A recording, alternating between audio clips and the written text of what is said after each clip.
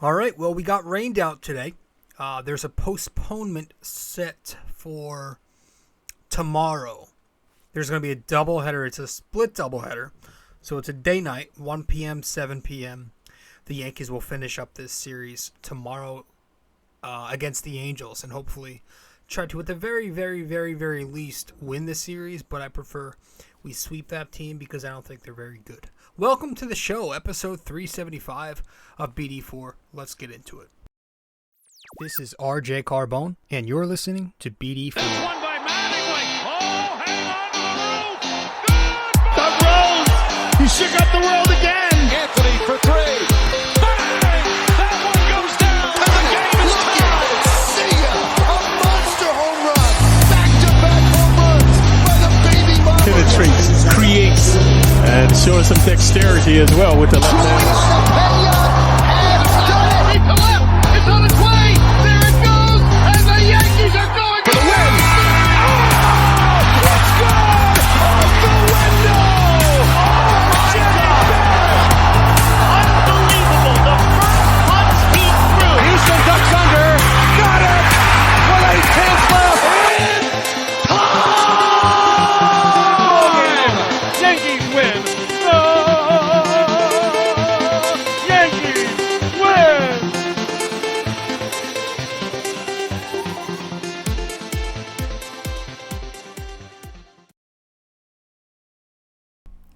Welcome to the show. Welcome, everybody. What's going on?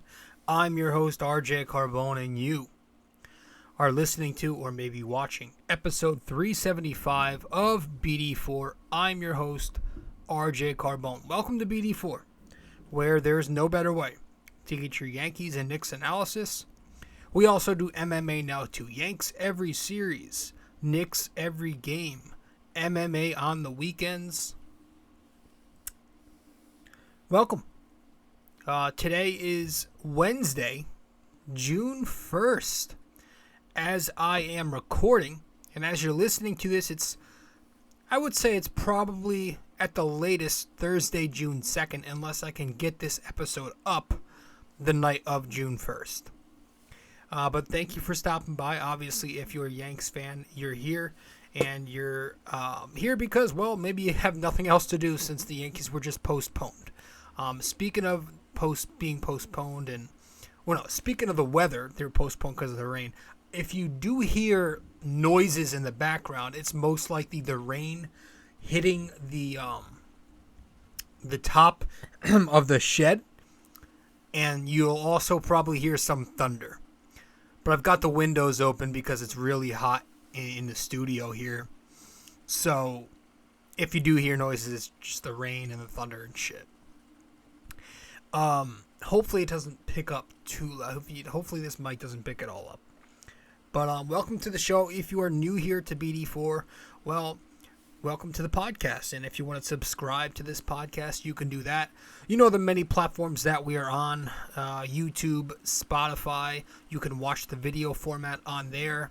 You can also listen to the show on, Apple Podcasts. And if you do that, be sure to give us a 5-star rating and review. We are currently a 5-star podcast and would like to keep it that way.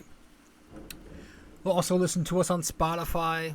I'm gonna close the windows because I feel like it is getting a bit loud in here. So we're gonna be right back. 1 second.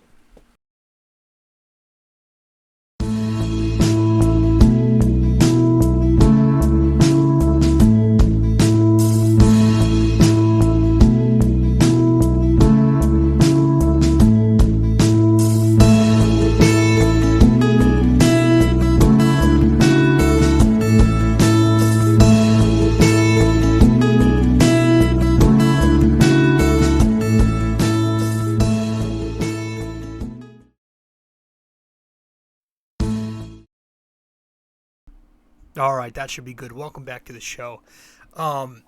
Sorry about that. Episode 375 of the podcast. So yeah, if you are new, be sure to subscribe and download all these episodes wherever you get your podcasts. If you want to follow me on social media, I'm at Facebook, RJ-Carbone, and I'm also on Instagram at RobJCarbone. I'm active on both of those platforms. So it is June 1st, like I said, Wednesday, June 1st, as I'm recording. And you're probably wondering, well, no, you aren't, because you see the title of this episode. With no game, I just want to not do an episode. And so I figured instead of waiting till the end of the series, let's just do our 2-month progress report because it is June 1st. Wow, it's already June. Jesus Christ. Wow. I still feel like it's like January, dude. Saying that out loud just finally hit me. It's like, what the hell? Jesus. And of course, guys, real quick, if you have not yet subscribed to the blog that I write, you can do that too. Visit ultimatesportsnetworks.com/author/rj-carbone.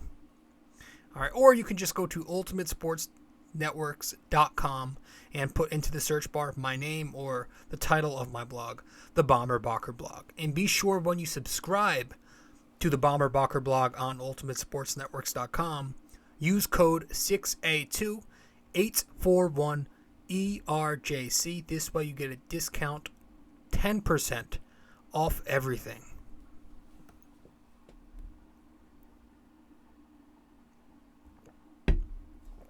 All right. So, I think that's all the bullshit out of the way. You know what's funny, though? I was going to bring it up last episode, but I completely forgot. A lot of, like, bigger names that have, you know, that retired or like Dallas Keuchel was cut the other day by the White Sox. Didn't bring that up in the last pod, just forgot. Dude, that's crazy. I mean, it's not nuts, but like it feels like it wasn't that long ago when Keuchel was one of the more dominant pitchers in baseball, and he was just like mowing down the Yankees. He was a Yankee killer with the Houston Astros in that insane rotation. Remember, they had Verlander, they had Cole, Keuchel, McCullers, and I'm forgetting the other guy's name, but there was that stacked rotation, and Keuchel was just the enemy every time he'd come face us. 7 innings, 1 hit, nothing but ground balls with that two-seam. I mean, geez. And now he's been a shell of himself. The former Yankee killer has now become somebody the Yankees have faced and gotten excited about because they've been able to hit him hard. But yeah, he's been pretty bad over the last 3 or 4 years. He's not been the same really since 2017. And then two former Yankees retired lately. I saw that Russell Martin. You guys remember Russ Martin? He used to catch for us. He had he had some good moments. He had a little bit of power. Decent catcher. He was a big dude. And then I also saw that Jay Happ retired, which I guess it shouldn't have shocked me because he hasn't been that good. But yeah, it wasn't that long ago when Happ came here, and his first season in pinstripes was the complete opposite of the second time around, right? But he retired, so that's interesting. And you know, there was the whole just going around the league. There's that whole fucking. We didn't bring it up also on the last show. The Jock Peterson, Tommy Pham slap. Dude, what is it with people slapping people? It started with the Chris Rock thing. Then there was some other dude who got slapped, some comedian. Then it was Chappelle the other week. That asshole with the gun with the knife attached to it or some shit. And now, like, why are people slapping other people? Because of disagreements and others. It's so childish. And this was insane. First of all, though, if you're going to hit somebody, punch them. Slaps are the most beta thing in the world. Be men and start punching. All right? Throw fists, not hands. That's ridiculous. That's so beta of anybody to throw a slap. When did that become a trend? I don't understand it. But the reason for it was insane to me. It just infuriates me how that's why Jock Peterson got slapped. Because of I mean, fantasy football. Was it fantasy football? I think so. But is there anything more modern than two pro athletes getting into an altercation because of fantasy football? Jesus Christ, are we soft? Imagine like any of the early 2000s guys doing this, like Jeter and like, I don't know, name a player from another team during that era. And like David Wright slapping each other because of fantasy sports. I saw that and I was just like, how fucking pathetic is that? Tommy Pham is this big loser. I mean, this guy's always in the headlines about something ridiculous. But I was like, what? When I read that? Guys, it's June 1st. It's time for all these woke corporations to change their profile pics to appease the rainbow people. Listen, I've got nothing against any of that, but like, you like who you want to like, but it's insane. It's obviously all for profit. But it frustrates me when I see it. It's like, why do our real heroes, actual heroes, not insecure people who need validation, get a day here and there and not an entire month? It's like, why don't all these corporations change their profile pictures on those days? Like Monday, I didn't see the MLB change their profile picture to camo or the American flag colors. No. Brain damage. It's crazy. I'm just getting annoyed, but it's just all for profit. And you got this woman playing for an independent team that's affiliated with the MLB just for publicity. What is the world coming to? More things around baseball. We got more Yankees suck chants the other night. Last night, actually, it was at Fenway this time.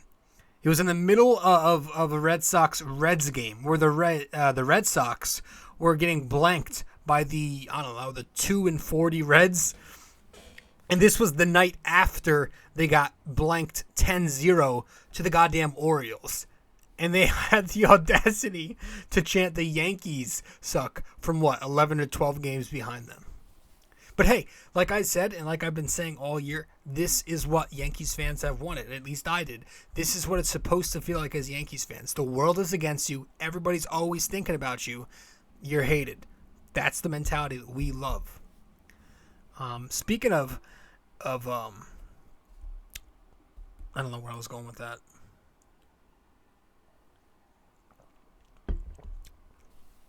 Tim Anderson's still a pussy. I was watching some of the pregame before. And during the rain delay, they had Josh Donaldson speaking to the media on the field. It's like, it's such a shame how this guy has to continue to answer questions. It really is. He's got to continue dealing with this media fiasco simply because of this narcissistic victim mentality that a lot of these modern athletes possess. Get over yourselves and play ball. The thing is, in the past, it was we already did we speak on it? I don't think we need to, even if we did. It was ridiculous. It was stupid, and listen, it was if you know the context behind it, you should not have any issue with what happened. And now he's still going to answer questions about this shit. It's so annoying. Everybody wants to be the victim today. Derek Jeter is on social media. He joined yesterday. I was trying to figure that out. I was telling myself, why all of a sudden is Jeter, is he bored with nothing to do? Because he just he stepped down from the Marlins job. But then I remembered, I was like, oh shit, he's got the documentary coming out soon. So his team was probably like, yo, we're going to get you on social media to promote the shit out of this thing. So he was like, all right, sounds good. But he had a couple of funny, I don't have a Twitter, but he had a couple of funny Twitter posts I heard. I don't call it tweets. I hate that word. He was also on Instagram on his story, he was answering some Q&A, which was pretty cool. I was watching all those.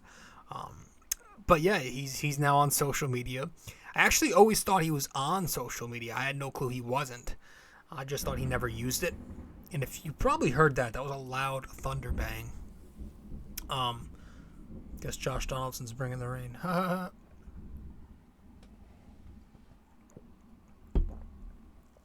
But yeah, Derek Jeter is now on social. So I follow. He's gonna have 1 million followers by the next day or two. I'm gonna say that shit's gonna skyrocket. Last I checked, it was a couple hours ago. He was at like 136K. Oh, you know what I want to talk about before we really get into everything here? There's this clip that surfaced the other day of some nut job baseball analyst who had no clue what the hell he was talking about. Does anyone know what I'm talking about? And if you do know what I'm talking about, when he was talking about the Yankees pitching, how it's been not good. Like, if you know what I'm talking about, can you let me know what network that was?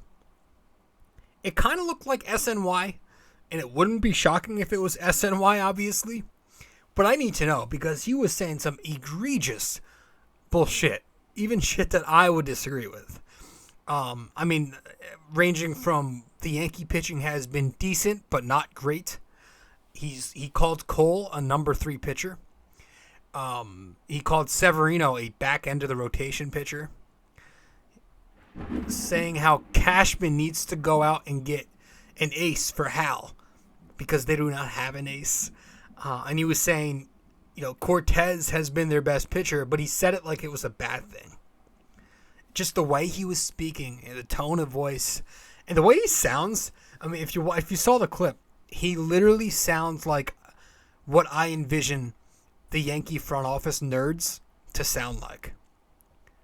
The way he says even Cole is just great. And I'm gonna see if I can pull this clip up so you can hear it for yourself. Let me get it up real quick. It was the most pathetic shit. Here it is. They've gotten decent pitching, nothing great. Cortez has been their best pitcher, believe it or not. Severino is a middle of the rotation to bottom of the rotation guy. Even Cole is only a 2-3. If I am Brian Cashman, I've got to get a ring for Hal Steinbrenner. I've got to go out and bring in an ace. I've got to find a way. They've gotten decent pitching, nothing great. What? I don't know who this is. Somebody find me the network and then find me this gentleman's name. Because this is what is wrong. Like, there's no this guy's obviously not done his homework. This is almost as bad as it might be worse than who was it? Was it Jay something? The dude on ESPN who does the college basketball games. Jay Wright? No, not Jay Wright. That's the coach. I think it was, I don't know. They were talking like 2 years ago, 3 years ago. Whenever they had Austin Rivers, the Knicks had Austin Rivers at the time. And like ESPN was talking about him, saying how he was contributing, doing a nice job. And he was in the G League while they were talking him up. It's like, you did not do your homework. This guy's been in the G League for 2 weeks, and you're talking about his contributions to the team, because he contributed for a little bit at the start of the year, but that was like a while ago while they were talking about it. That clip of that baseball reporter is probably on that level of egregious, because that was pretty bad. So somebody, if you do know the gentleman's name, let me know, and let me know the network that was on. Again, it kind of looks like the format of SNY, and I wouldn't be shocked because that's the Mets network. But man, that was pretty bad. That was pretty brutal. That's it around baseball. Today, obviously, I didn't follow this shit, but like, the Johnny Depp trial is officially over. The verdict came in, and thank God that shit's over. I'm tired of hearing about this shit. I could not care less of either of those people. I do not follow celebrities much. I do not follow anything big like that, like drama, the music industry, acting industry. None of that trendy pop culture bullshit intrigues me. I'm just so glad that shit's over. I don't have to see that on my feed anymore. I don't have to hear about it from people that I communicate with. But apparently he won, and I did. I've watched some clips here and there and some memes about it, but I'm just glad that shit is over. God. Amanda Ribas. Does anybody here follow UFC? Amanda Ribas, one of the cooler, humble, very nice UFC fighters. She slid into my DMs, man. So I got a few weeks ago, maybe I reacted to one of her stories, and I did it a couple times, a couple different stories. And then I guess she got back to it. And then she responds, thank you and stuff. And then she was reading all my stories, and then she liked one of my story slides. I was like, holy shit, Amanda Ribas? It's like one of my favorite MMA fighters now. She's been for a bit, but I just learned about her a few months ago. But yeah, I was like, holy shit, Amanda Ribas? So yeah, she slid into my DMs. Just gonna casually put that out there. All right, let's talk about it. Head to break, and then we'll actually get into the progress reports.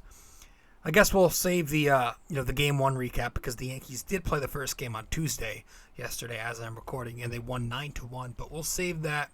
We'll recap all that in the series recap after this Angels series tomorrow night. We'll just get right into the report card, or the progress reports, and start talking about the Yankees and stuff. So go over everybody's individual grade as we usually do. And remember, these grades are based off of that player's own expectation. Okay, so not everybody is being graded on the same scale here. Keep that in mind, please, when you come at me in the comments. So if one player has a better grade than another player, let me put that better. If player 1 has an A and player B has a D. Sorry, I messed that up. If there's a player named Johnny, if Johnny gets a B plus, and then AJ gets a C plus, doesn't exactly mean Johnny has been better than AJ. It just means that Johnny has met his standards and AJ has not, or Johnny's come closer to meeting his expectation than AJ has. You know what I mean? If that makes sense. Each player is graded off their own expectation. So keep that in mind, because some of these grades are going to be higher than other players, but it doesn't mean they've been better than that player. So let's head to break really briefly. When we get back, we'll dive into these progress reports. Stay with us. Hey guys, so I've noticed that only a small portion of you who watch BD4 on YouTube are actually subscribed. So if you do enjoy this podcast, and maybe you want to be notified when new episodes release, I'd consider subscribing and also hitting that notification bell. This way we can help the channel grow, and you won't miss a single episode of BD4. Alright, let's get back to it.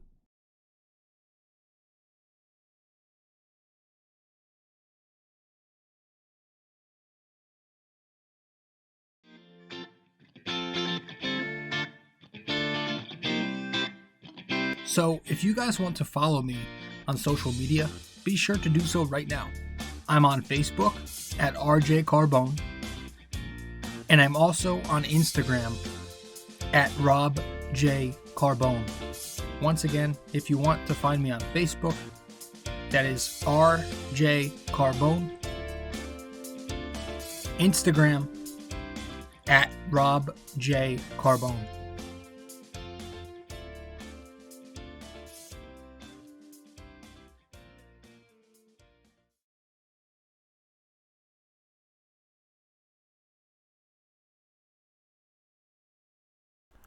You know who I've been keeping up with lately for some reason on social media? The former Giants Tampa Bay Rays player Aubrey Huff. Now that guy is out there a little bit with his like politics. He's a little extreme for me. He will say some outlandish shit, in my opinion. So don't get me wrong here. I'm not, some extremist, but he was saying some pretty funny shit about about a lot of shit lately on his stories. He was talking about the Gabe Kapler shit. He was talking about the MLB, the woke month, I guess you call it, in June, earlier today. I actually agree with a lot of his takes. Some of the way he says some certain things are a little extreme, like I said. But yeah, if you like people who shoot shit straight and don't sugarcoat anything, sometimes Aubrey Huff can be a good source of that. But I don't want you to think that I'm some hardcore right guy like Aubrey is. But like, I don't know. I was just a couple of his things came across my feed the other day, and I was like, let me toss him a follow. He's pretty funny, but some of the stuff he says is very true. All right, let's talk Yankees. So yeah, like I said, each of these grades are different. Not everybody's on the same scale. Everyone's graded off their own expectation. All right. So I figured we'd start with the lineup, the position players, and then we will work our way around the diamond. So we'll start catcher, go to first, work our way around the infield, then we'll go to the outfield. All right. So if we're starting catcher, Jose Trevino is our first up. And as you see, I gave Jose Trevino a B+. I think he's been very solid, man. He's been very solid. See, across 31 games so far this season, he's batting .263. He's got the OPS all the way up to 717. Officially in the 700s. 3 doubles, 5 homers. I'm sorry. There's a little bit of a typo on the screen there. I think I'm supposed to say 3 doubles, 3 home runs, and 5 RBIs. I don't know. Let's look that up. I know he has 3 home runs. Let's see. Jose Trevino stats. Okay. Yeah, okay. So he's got, here we go. 3 doubles, 3 homers, 12 RBIs.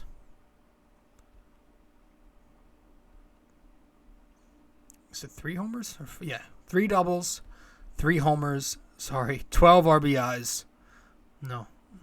2 doubles, 3 homers, 12 RBIs. 5 walks, 11 strikeouts, 1 stolen base. B+. He's hitting. He's been hitting in the clutch lately. And the most important thing for me from a catcher is you want defense and you want a guy who can work well with his pitchers. And Trevino has brought both to this Yankees team. He's handled the entire pitching rotation so well. He's been so good behind the plate. And the hitting has been a positive bonus to where he's now slowly but surely becoming the primary catcher, right? 31 games. The Yankees have played 49 games, I believe, this season. That's way more than half. So Higgy's starting to get less and less playing time. But the pathetic thing was Trevino goes 3 for 4, makes a few highlight plays defensively. On the bases, he makes a highlight play. He gets the pickoff behind the plate. And then he has a homer. And then scheduled for today, obviously today's game was canceled but postponed. But Trevino has a huge night. And then Trevino's sitting today for Kyle Higashioka when the lineup came out. Carpenter homers last night. Carpenter, he homers and then he sits tonight for Hicks. It's just like that's just boon. But Trevino's been so great. I can't give him anything below a B+, man. I think he's been everything we've asked for. He's been such a fun story. Obviously, the highlight of his season so far was not too long ago when he hits the walk-off. Special day for him, given everything that went on in Texas, where he's from, where he used to play, and his father's birthday was that exact day. They talked, that was just such a cool moment, and yeah,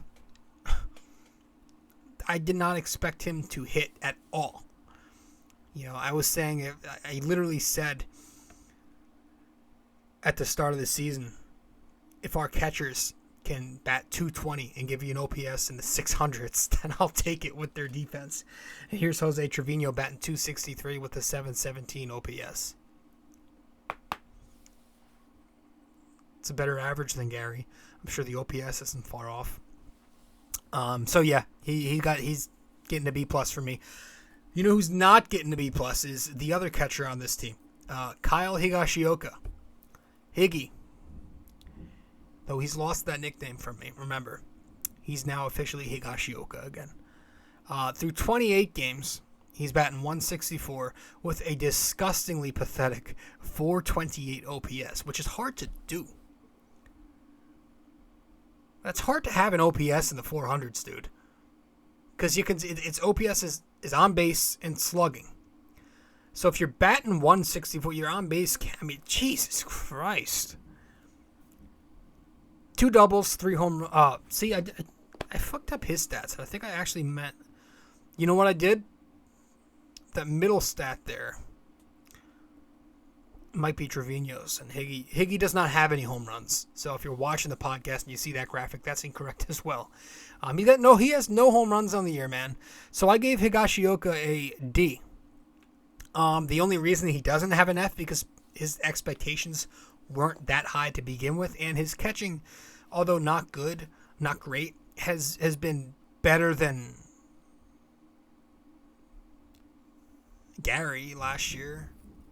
His catching's actually been pretty below average.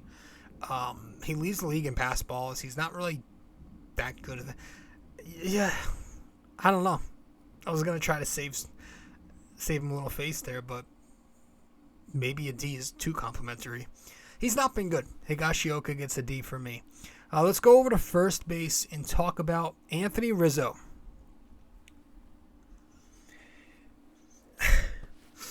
Has it the tide changed or what, man? Rizzo looked so sharp, spectacular, phenomenal in April, right? He was on fire. He looked like he was, at the time, the leading MVP candidate in the American League.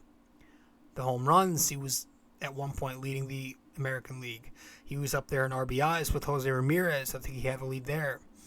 He was batting over 280. He looked so good. The OPS was in the thousands. Then May came, and as great as he was in April, he was that level of bad in the month of May. So when you combine those 2 months, through 48 games, he's batting 214 with a 798 OPS that drops every day now. 10 doubles, a triple, 11 homers, and 29 ribbies. So those numbers are good. They're productive. The 23 walks are in there, 33 strikeouts, 3 stolen bases. But yeah, you combine everything. I gave him a C.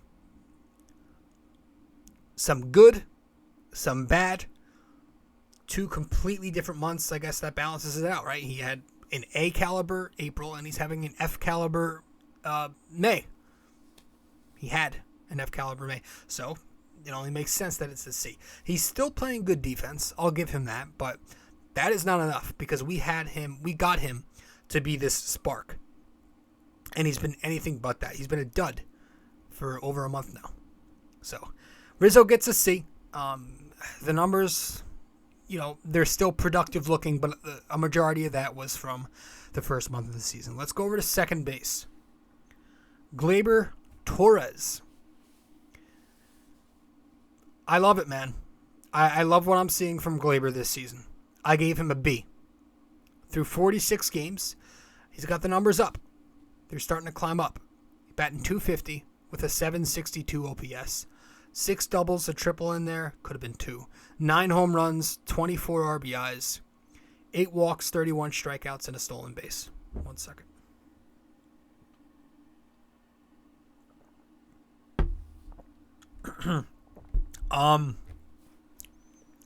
Yeah, I mean, I think the first thing you have to say when it comes to Gleyber is switching him back to second base was the smart move. You could tell he was uncomfortable at shortstop. He left that, he took his struggles to the plate. He took his struggles at the plate to the field, vice versa. You could tell that was a big, big difference. Switching him back to second base, where he looks a lot more comfortable. I think statistically he's among the top second baseman defensively in the league. And the eye test matches that assumption. And of course he's hitting now. The power's back. He's already got 9 home runs. 9 home runs was what he finished all of last season with. During the 60-game season, he only had 3 home runs. The slugging is up. The average, I expect that to creep back up. Hopefully he can bat 260 something. I will take that at this point from him. But yeah, the OPS is nearing 800s. Every day now it's going up and up. So he's looking like the guy that we thought he could be. Now he might not hit nearly 40 home runs anymore. But like I said, he bats 260, gives you an OPS in the 800s, finishes the season with 25 to maybe 30 home runs. That is exactly what you want to see from a second baseman. He's a good contact hitter. And of course, the big thing at the plate from him is his approach is totally better, totally different. He's not trying to pull everything off as much. He's still, got some inconsistencies. He's up and down, no doubt about that. But you'll see moments, especially in the clutch, where he focuses in, zones in, and he does his job. He goes the other way a lot, and he's hitting the ball hard. He's finding holes in the defense. He's their clutch guy. He's been so much better than he has in recent years. So I think Gleyber's been a solid B. Again, the inconsistencies, definitely still has trouble there, and he's got to work on being more consistent. Occasionally he'll lose some focus at second base still, but for the most part, it's definitely been a step in the right direction for sure for Gleyber Torres. So I gave him a B. So far he's earned a B across 2 months. DJ LeMahieu. Yeah, through 42 games this season, DJ has batted 256 with a 718 OPS. Does he really have 11 doubles, or am I screwing that stat up too? Because that seems like a lot. If he has 11 doubles, that's pretty awesome. Why do I feel like I made so many typos on this graphic? On these graphics. I'm going to fact check myself 1 second here.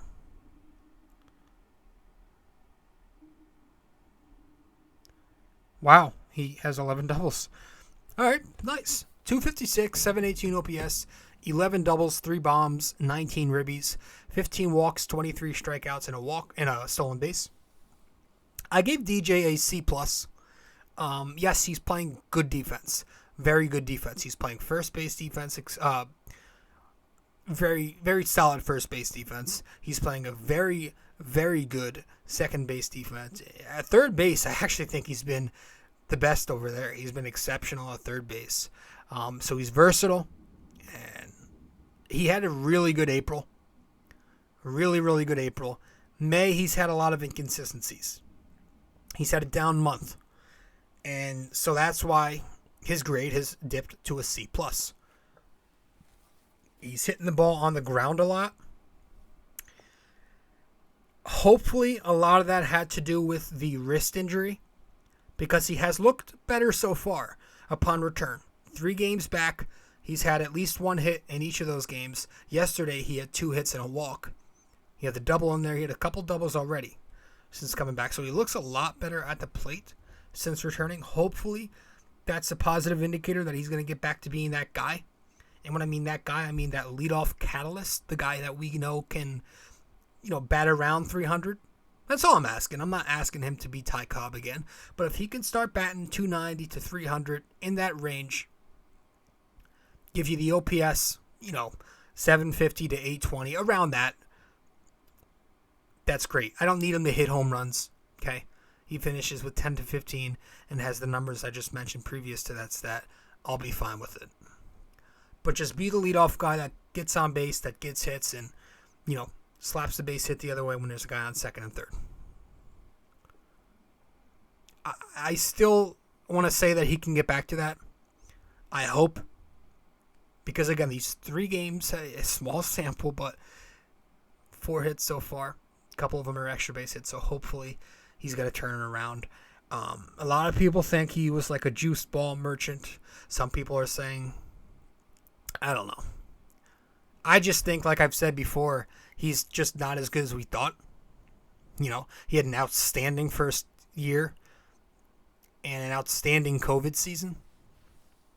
But he's also had, if you look at his career, some very average to below average seasons. So if he had one of those seasons again, I wouldn't be shocked. But I also wouldn't be shocked if he had a very productive season, because he's done that a few times. So, I guess time's going to tell. But DJ gets a C+ from me. Shortstop, Isaiah Kiner-Falefa, IKF. Through 46 games, he's batting .258 with an OPS of .603. He's got 6 doubles, 12 RBIs, no home runs yet. 11 walks, 27 strikeouts only, and 5 stolen bases. I gave him a C+. Maybe I could have given him a B-. I think he's done an okay job. He's been okay at shortstop, nothing crazy. And I would say he's been okay at the plate. He's had some good moments at the plate, but he's also a bit streaky there. A lot of his hits have come in some pretty clutch moments. He seems to have a knack for that. Yeah, for a light hitter, I say he's been okay at the plate. Guy's going to get you the single. And I expect the average to go up a little bit. I think he can hit anywhere from 270 to 290 in this lineup. Wouldn't be shocked. But I like Isaiah Kiner-Falefa. He's a decent stopgap. I wouldn't be opposed to upgrading at that position. But I like the fact that he makes a lot of contact. And I think he's been okay. Nothing more, nothing less. So I gave him a C+. I think he's been fine. Third base. Josh Donaldson. Through 37 games, Josh Donaldson has batted .238 with a .764 OPS. 8 doubles, 5 homers, 15 RBIs. 20 walks on the season, 36 strikeouts, no stolen bases yet.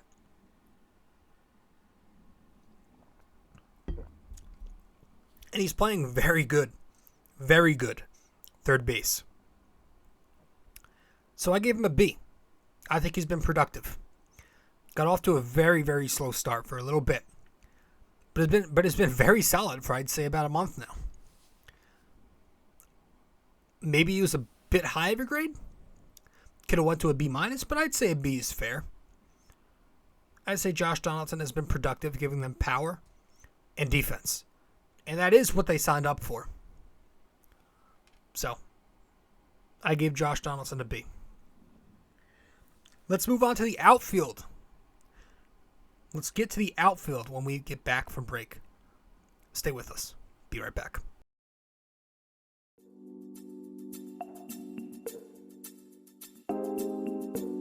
So BD4 is on so many platforms to listen to. You can listen to us on Apple Podcasts, Google Podcasts, SoundCloud. You can listen to us on Spotify.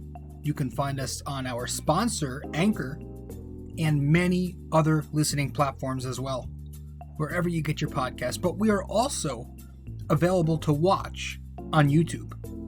So if you want to watch us on YouTube, go subscribe there. But if you prefer to listen to us, again, many listening platforms. Just be sure to subscribe, download, give us a rating, a review, comment, share the podcast, and all that fun stuff.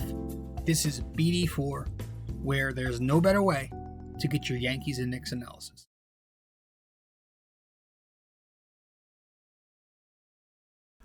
Welcome back to the show. You are listening to episode 375 of BD4, where there's no better way to get your Yankees and Knicks analysis. We also do MMA now too. Yanks every series, Knicks every game, MMA on the weekends. Giancarlo Stanton gets an A- for me. 40 games in, he's batting .285 with an OPS of .862. 3 doubles, 11 home runs, 35 RBIs, 14 walks, 47 strikeouts, 0 stolen bases. You could have went B+. I was thinking about doing that, but I'm in a good mood, so I gave him an A-. Just because the injuries, every year it seems to be. And then he's had some streaks of cold. He's a hot and cold hitter. That's what he is, though. And he's been very productive. He has carried the team in those stretches where he's been hot. So, I have no problem with Stanton this year at all, other than those couple of things. He's just been so productive, so powerful. When he hits home runs, that is an automatic no-doubter. Liners off the bat. And he's been clutch. He's been hitting a lot with men on base, hence the 35 RBIs. Power production's there. He's hitting a lot more singles this year on top of that, which is why the batting average is up. At one point, it was over 300 before he started slumping. At the same time, he went down with the injury. But he's making his way back. He should be back as soon as his the minimum timetable is up. So, has played an okay outfield when in the outfield. And he's done well at DH. So, yeah, Stanton gets an A- for me. I think he's been very good. When healthy, he's been spectacular. So, no complaints. No legitimate complaints from Giancarlo. Tell you who I do have some complaints about. 2 of them. One of them being our pal, Aaron Hicks. Through 41 games this season, Aaron Hicks is batting .200 with a .560 OPS, 1 double, 1 home run, 7 RBIs. 21 walks, 33 strikeouts, 5 stolen bases. He has been terrible. He gets an F because he's failed to do his job. He's got a big contract, lengthwise, and he's not getting it done. He's been atrocious at the plate all year. He had a good 3 weeks, maybe 2.5 weeks at the top of the season. That was it. Since then, he's been lazy in center field. Lazy. He's been dog shit at the plate. Somehow worse, more vile than dog shit at the plate in the clutch. And some of these at-bats you watch with Aaron Hicks aren't even remotely competitive. Getting picked off on base. I mean, he's been so pathetic. I don't know how you keep him on this roster when everybody's healthy. How do you send down Andujar when everyone's healthy? They better not do that. Hicks gets an F. Because between him and Joey Gallo, who also gets an F, you cannot continue to go on like that. Gallo, through 41 games, he's batting .179. Hey, at least his OPS is now .601 because of his big night last night with 2 hits. 2 doubles, 5 home runs, 7 RBIs for him as well. 18 walks, 53 strikeouts. Jesus. No stolen bases. Yeah, he gets an F. He's been just as pathetic. He's also not been that good in the outfield. Now, he made a nice play last night, but that was from right field. What else is there to say? Now, I knew when he came over here, Joey Gallo was going to be the hot and cold, extreme hot and cold guy, the hit or miss, home run, walk, strikeout, typical 3 true outcome guy. Right? Adam Dunn-esque hitter. But he's not even bringing the power anymore. Right? It's one thing to bat below the Mendoza and at least have a bunch of home runs and extra base hits and RBIs in there. Guys, he's got 2 doubles, 5 homers, and 7 RBIs total. What month is it? It's June. It is now June. I don't have a single nice thing to say about Hicks or Gallo. They've both been disgustingly bad.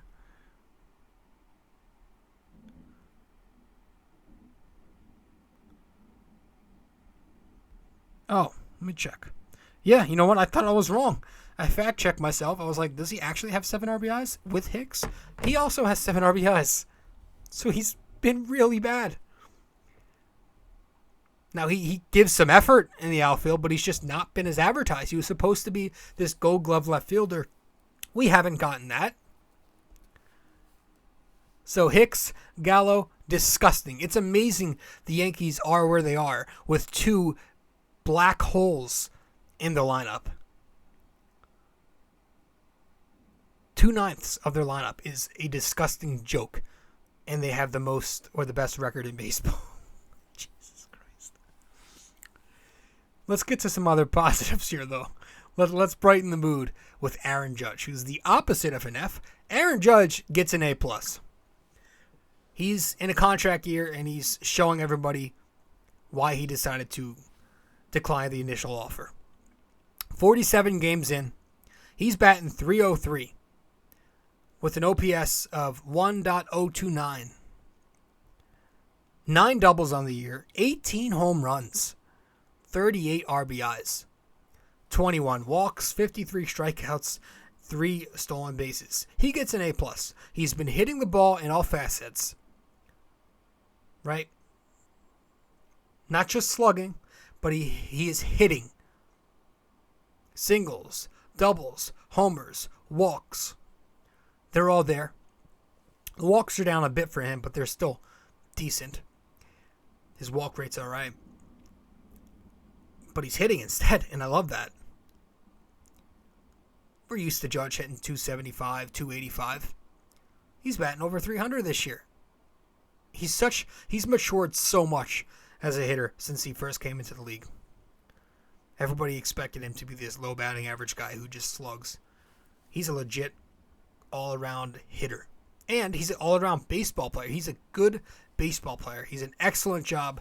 He does an excellent job in the outfield. Right field, sure, I'll play that. Center field, of course. He's starting to become their everyday center fielder. He's been phenomenal in center field. He robbed a home run of Ohtani last night. I don't think the center field option should be long-term.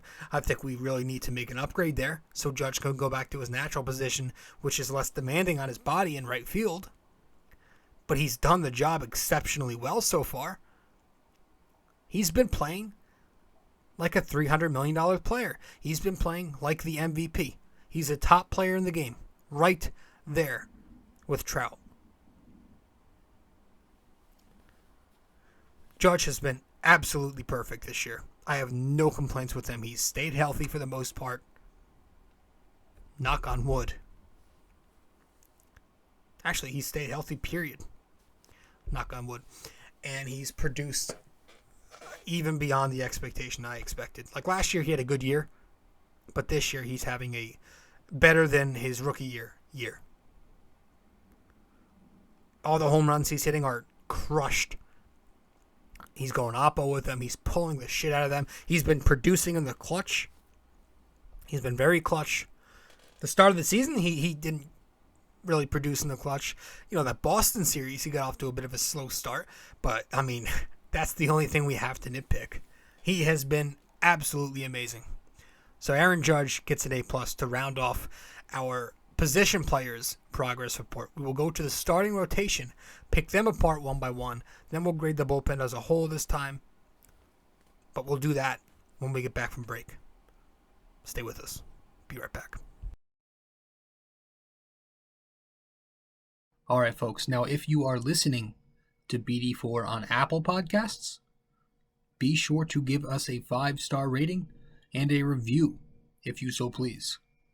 So once again, this is if you are listening to BD4 on Apple Podcasts, give us a 5-star rating and review. Thank you.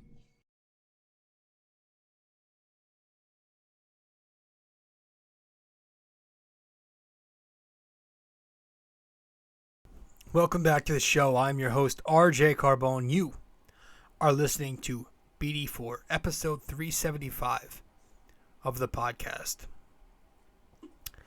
Let's get to the rotation. All right, and let's start with our ace, Garrett Cole. Through 10 games, 10 starts, Garrett Cole's got a 4-1 record, a 3.12 ERA, 52 2/3 innings pitched, 45 hits allowed, 72 strikeouts, 15 walks, and a hit batter. He gets a B+ for me. Some people might call that harsh. Well, I point to 4 of his 10 starts being not so good. He struggled badly in his first 3 starts of the season. Since then, he's found it with just 1 bad outing 2 turns ago. So, 6 good, 4 bad.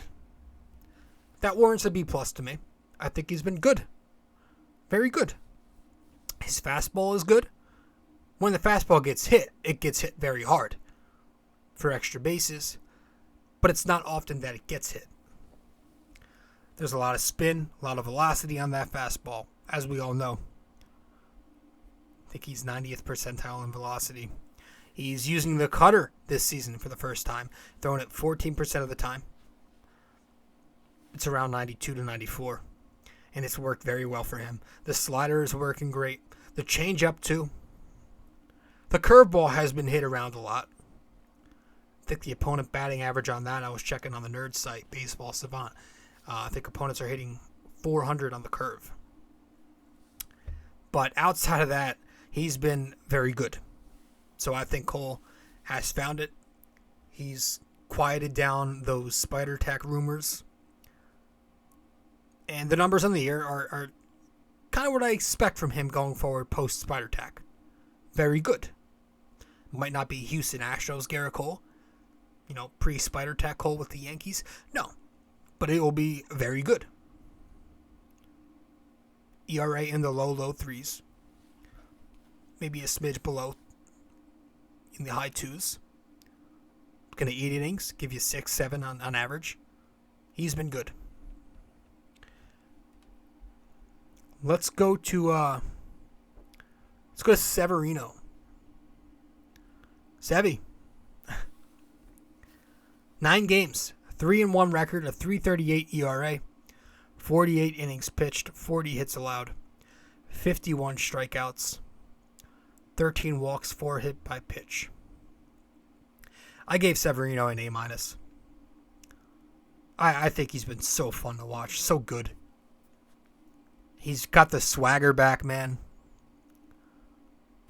He looks so competitive out there. He's got this edge. He's barking at other dugouts. He's pounding his fist into his glove after strikeouts.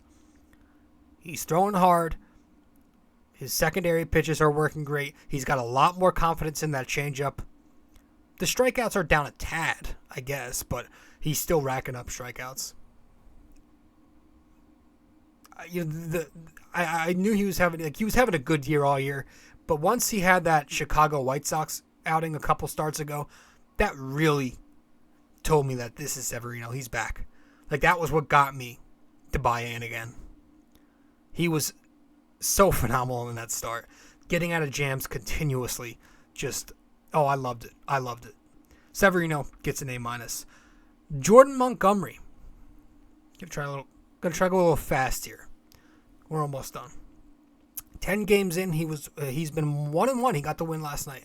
His first one. 1-1 with a 3.04 ERA, 53 1/3 innings, 45 hits allowed, 41 strikeouts, 9 walks, 4 hit batters. He gets an A-. He's been very good as well, as the entire rotation has. Montgomery's been great. Soft contact, occasional strikeout. Has been a victim of no run support most of the time. But has went out there regardless and done a hell of a job for this Yankees team, pitching above even my expectations for him. So he gets an A-. Jameson Taillon also gets an A-. 5-1 through 9 starts, a 2.49 ERA, 50 2/3 innings pitched, 46 hits, 39 strikeouts, 5 walks, 2 hit batters. He gets an A-. He's actually been the most underrated pitcher on this staff, in my opinion. For some reason, he doesn't get the attention the other guys get.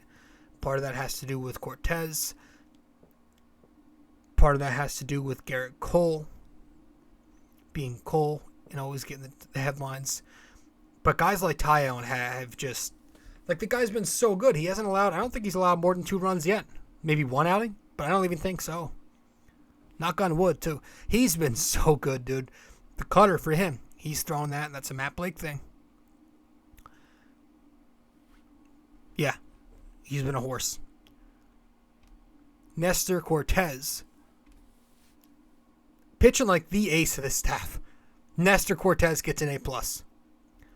9 games in, he's 4-1 with a 1.70 ERA. 53 innings, just 33 hits allowed, 61 strikeouts, 12 walks, and a hit batter. He gets an A+. What else is there to say? What else is there to say when it comes to Nestor Cortez? How do you not give him an A+? How do you not? What was his worst start? Maybe 5 innings, 3 runs? Everything outside that's been like 1 run, no runs. So, I can't give him anything less than that, man.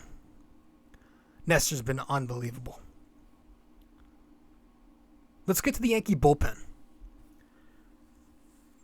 I gave them a B+. 49 games. They pitched in every game so far. 16-10 record. 3.11 ERA.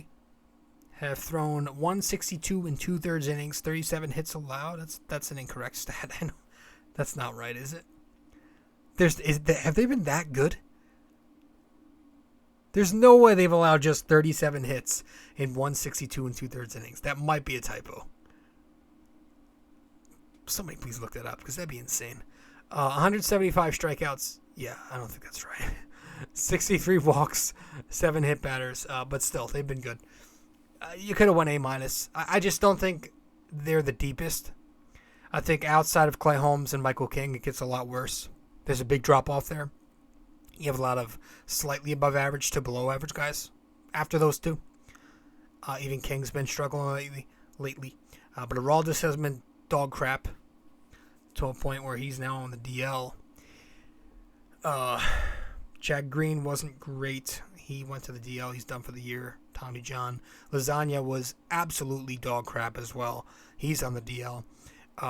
And then you got guys who are still left. You got guys like Wandy Peralta, who's been pretty good. Castro, who's been pretty good, but, got to be careful with him in high leverage. Yeah, and so on. I think they've been pretty good. I think they've been very good. A step below the rotation, but still good. B+ for the pen. To the Yankees as a whole, they've been great. 49 games in. A 34-15 record, which gives them a 694 winning clip. First place in the East by 5.5 games is like last check, which was like an hour ago.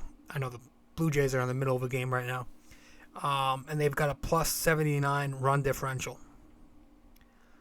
So I give the Yankees an A. There's not much to complain about. They've been phenomenal all year with a couple of rough stretches lately. But other than that, they've been nearly perfect. Still have the best record in baseball. Going to head to our final break, get back and wrap this one up with the NYY-NYK, and also our second Who Am I? Be right back. Hey guys, I hope you're enjoying this episode. But first, I also want to let you know I have another blog. The blog I'm writing for is on ultimatesportsnetworks.com, titled The Bomber Bacher Blog. If you want to go subscribe to this blog, you should do so using my promo code 6A2841ERJC. Using that, you'd get a discount $7.99 a month to get the best Knicks and Yankees opinionated content around.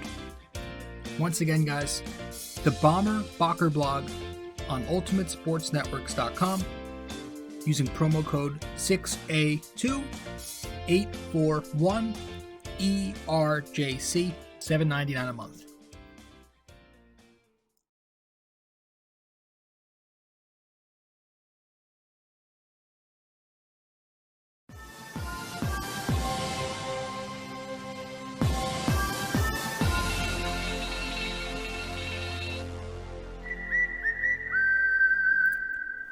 All right, so for episode 375, our NYY-NYK-MMA question of the day is, how many times have the Yankees swept a World Series? All right, how many times have the Yankees swept a World Series? So let me know the answer, whether that's on whatever platform you can reach me on. If you get it correct, I'll give you a shout out in the next show. If you get it incorrect, but you at least attempt to guess the answer, I'll let you know what the answer is in the next show. And now, let's get to this episode's Who Am I? Now, if you're new to this podcast, we just started doing this, so you're not missing much. This is our second Who Am I of BD4. So what this is I'm going to describe a former Yankee. Obviously, I'm not going to say his name. And how I describe him is I list every team he's been on in his career in chronological order, the years he's played for each team. And you're going to have to guess who it is. All right, so in this episode, I'm going to give you our second Who Am I of the podcast. So we did Nick Swisher last time out. So what I do, I'm going to describe it right now. I'm going to describe this player. I'm going to describe him once again by the different teams he's played for in his career. And then once I tell you that, I'm going to give you a minute to figure out who it is. And after a minute, I will let you know the answer. So who am I? I played for the Oakland A's from 1995 to 2001. Then I played for the Yankees from 2002 to 2008. Then I played for the Oakland A's in 2009. And then the Rockies from 2009 to 2012. And then I played for the Cleveland Indians in 2013 and in 2014. It was the Indians at the time, guys. Relax. All right, so you get 1 minute to figure out who that is. If you're watching the podcast, you have the benefit of reading what I just read to you on the screen here. But if you're not, rewind what I just said and don't pause it. Don't cheat. You got 1 minute to figure it out. Who am I? Let's get it.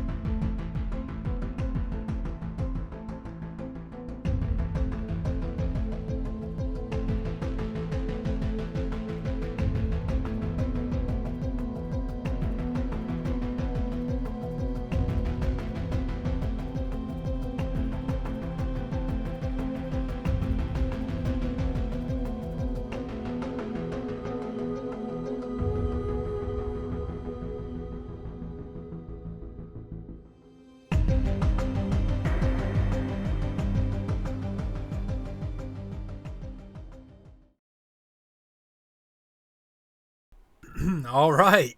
Jason Giambi was the answer to this episode's Who Am I? Giambi played with Oakland. Oh, I'm sorry. The numbers on this screen here are wrong. I still have Swisher's career numbers up here, but yeah, he was the guy. Jason Giambi was who I was mentioning. Hopefully you got that correct. Jason Giambi was a fun Yankee. Guys, that's it. That's all we've got for this episode of BD4. Episode 375 in the books. I'll catch you in the next one. Ciao.